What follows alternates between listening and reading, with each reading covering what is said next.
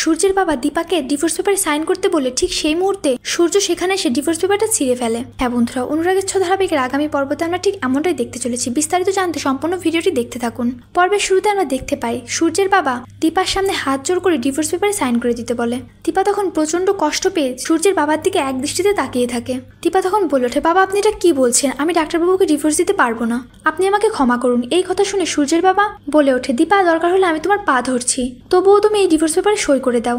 সূর্যের বাবার এমন অনুরোধ দেখে দীপা আর ফেলতে পারে না। যখনই সে ডিভোর্স পেপারটা নিয়ে সই করতে যাবে ঠিক সেই মুহূর্তে সেখানে এসে সূর্য হাজির হয়। সূর্যকে দেখে সূর্যের বাবা বলে ওঠে, সূর্য তুই এখানে এলি কেন? দীপাও তখন সূর্যের দিকে তাকায় আর বলে, ডাক্তারবাবু আপনি এখানে এসেছেন? আমি জানতাম আমাদেরকে কেউ আলাদা করতে পারবে না। এই কথা বলতে বলতে দীপা সূর্যের কাছে ছুটে যায়।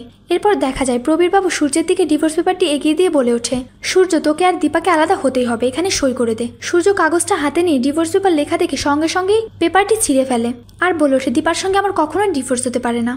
দীপা আমার ওয়াইফ, তুমি এখান থেকে চলে যাও, আমি এখন থেকে দীপার কাছেই থাকবো। এমন কথা শুনে তো সূর্যের বাবা অবাক হয়ে যায়। ঠিক সেই মুহূর্তে সেখানে সোনা চলে আসে। সোনা তার বাবাকে এমনটা করতে দেখে প্রচন্ড রেগে যায় আর দীপার উপর প্রচন্ড রেগে তাকে ধাক্কা মেরে সেখান থেকে সরিয়ে দিতে যাবে। ঠিক তখনই সোনার হাত দুটো ধরে ফেলে সূর্য আর সোনার গালে চর বসিয়ে দিয়ে বলে ওঠে, এতটা বেয়াদব হয়ে গেছো? তুমি তোমার মায়ের গায়ে হাত দাও, এক্ষুনি এখান থেকে চলে যাও।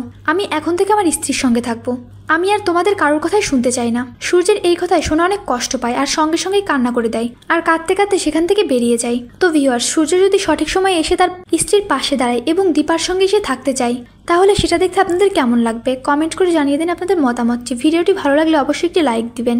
চ্যানেলে নতুন হয়ে থাকলে অবশ্যই চ্যানেলটি সাবস্ক্রাইব করে রাখবেন।